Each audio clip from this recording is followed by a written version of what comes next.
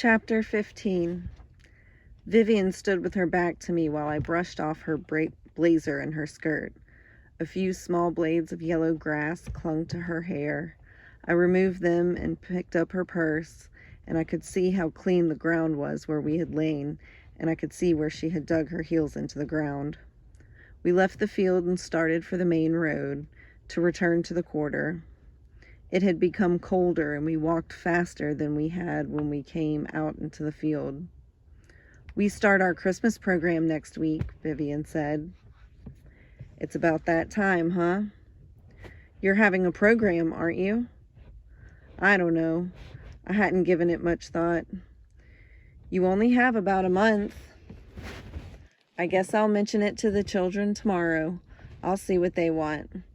That stuff in Bayon's been keeping me so busy, I've just about forgotten everything else." "When are you going to see him again?" "I don't know. His Nanan, my aunt, and their pastor are going up there tomorrow. I'll probably go Friday. I don't know." "You have any idea?" she said, not looking at me directly. I thought I knew what she was talking about. "It's up to the big boss in Baton Rouge," I said. Vivian was quiet. We crossed the railroad tracks and entered the quarter. People were leaving church and coming out into the road. "You think your aunt has made it home?" Vivian asked. "She is usually the last one to leave." "You want me to go before she gets home?" "I want you to stay." "You think it'll be all right?" "She'll have to get used to it." "I don't want to cause any trouble." "There won't be any trouble," I said. "We went over all that last Friday." "What happened?" She wanted to know what had kept me in Bayonne so long. I told her I'd been with you. That's all. That's all. That's all. I want her to like me. She will once she gets to know you. I wish I could say the same for them in Free La Cove. Vivian had met and married a dark-skinned boy while attending Xavier University in New Orleans. She had not told her people about the wedding because she knew that they would be opposed to it. After she and the boy were married, she took him back to Free La Cove. Everything turned out just as she had feared. Her family had nothing to say to her husband and hardly anything to say to her. He never went back. When her first child was born, she took the baby to visit. No one held the child or gave it a present or any attention.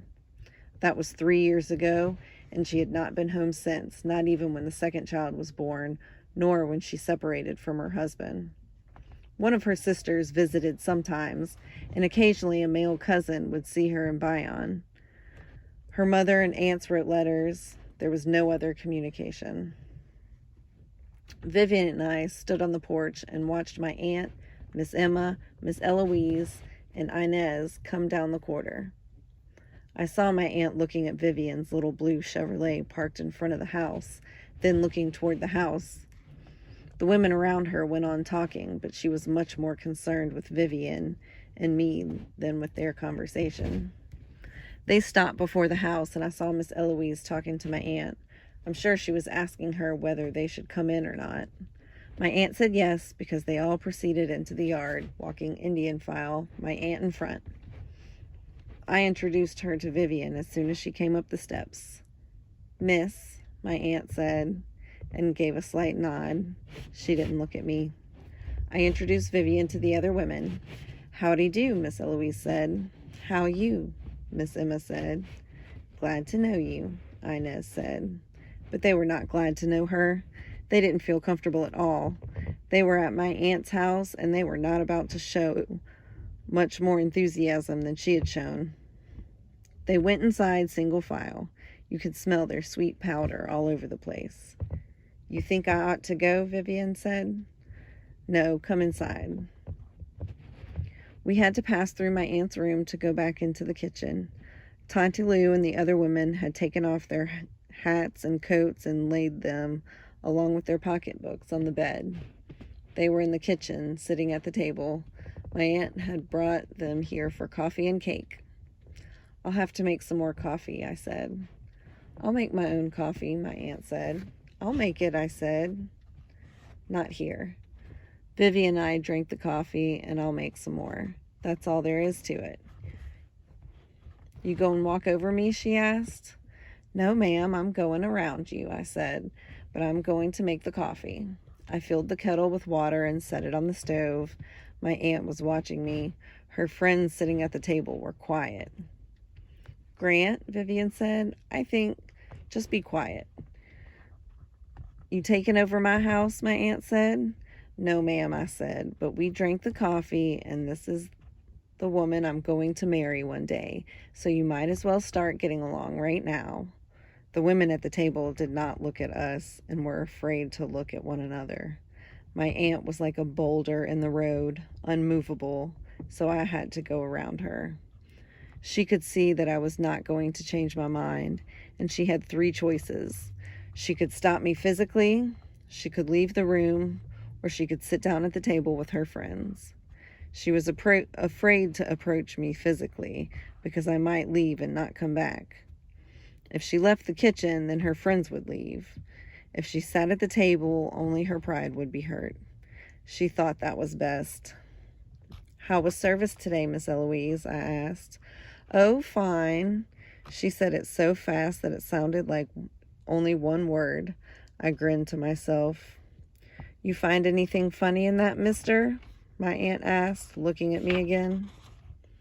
No, ma'am, I said. She stared at me long enough to let me know that it was not over between her and me, not yet. She turned to Vivian, not saying anything, just contemplating her.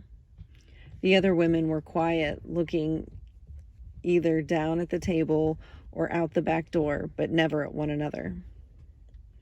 I hear you from Freela Cove, my aunt said to Vivian. Yes, ma'am. I hear they don't like dark-skinned people back there. Some of them don't, Vivian said. Not all of them? My aunt questioned her. No, ma'am. How about your own folks? I don't visit back there, Vivian said. You don't love your mama? You don't love your daddy? I love both of them, Vivian said, and looked at me.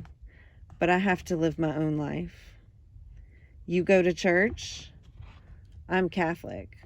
My aunt looked at Vivian and nodded her head as if she was thinking, what else could you possibly be? You went to church today? I went to 9 o'clock mass, Vivian said. You going next Sunday? Yes, ma'am. The Sunday after that? I hope so. This one, my aunt said, nodding toward me but still looking at Vivian. He don't have a church. What y'all go and do then? We'll work it out, Vivian said. You gonna leave your church? I hope I don't have to, Vivian said. But if I had to, then I suppose I would. You'll leave your church and just become nothing? We'll work it out, Vivian said. My aunt nodded her head. I hope you know what you're doing, young lady. I think that water is hot, I said. I poured water over the fresh coffee grounds and watched the container fill up, and when the level went down, I poured in more water. Now the aroma of coffee had taken over from the lady's powder, or maybe it was because I was closer to the coffee pot than I was to the table. Get some dishes out of that safe, I said to Vivian. Cups and saucers and 4 plates for cake. Grant, just do what I said, I told her. She brought the 4 cups and saucers to the stove on a tray, and I poured hot water into one of the cups. Vivian rinsed out all the other cups and poured the water in the dishpan on the window shelf. She set the tray of cups on the shelf and went back to the safe and began to cut slices of cake and put them on plates. By the time she had finished, enough coffee had dripped and I was pouring it into the cups. Vivian put a fork on each plate and placed the cake before the women. They said thanks, but they said it quietly. Vivian came back to the window for the coffee. Everyone said thanks again. Thank you, ma'am, my aunt said politely. My aunt knew how to make you feel that she was of a lower caste and you were being too kind to her. That was the picture she presented, but not nearly how she felt. Vivian and I went out onto the porch. I'm glad to get out of there, Vivian said. She pulled that jazz on others, I said. It's not going to work this time, though. Well, I see that mine are not the only ones, Vivian said. It's not the same thing, I said. Far from being the same thing. Vivian became very quiet. Then, well, I better be going. Something I said?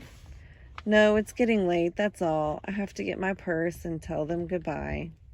She went back inside, and she must have stood a good distance away from the table because I could hear them clearly from the porch. I come to say I'm leaving, Vivian said. It was good meeting you all. There was silence a while. Then I heard my aunt saying, You're a lady of quality. Quality ain't cheap. Thank you, ma'am. Don't give up God, my aunt said. No matter what, don't ever do that. Yes, ma'am. You're a lady of quality, my aunt repeated. And a pretty young lady, too, Miss Eloise said. That's for sure, Inez chipped in. A pretty young lady. Good manners. Quality is what you have. Quality. They were quiet again. Maybe they didn't have any more to say. Vivian came back outside, and we went out to the car. Well, what do you think of the place? I asked her. Still think it's pastoral? It is pastoral, she said, looking around. One of the Washington boys and an A-Bear girl came up from the quarter, holding hands. They had just left church, the boy wearing a black suit, a white shirt, and a tie. The girl wore a light blue coat over her dress. Both of them spoke to me at the same time, saying, How you, Mr. Wiggins? And they nodded to Vivian as they went by us, still holding hands. Good luck, I thought to myself. Vivian was watching them too, as they continued down the corridor. I'm glad I met your aunt and her friends, she said. They'll have a lot to talk about, I said. You think I did okay? With all that quality, how could you fail? Vivian smiled without opening her mouth. I kissed her on the tip of her nose. Uh-oh, she said, not in public. I have too much quality for that.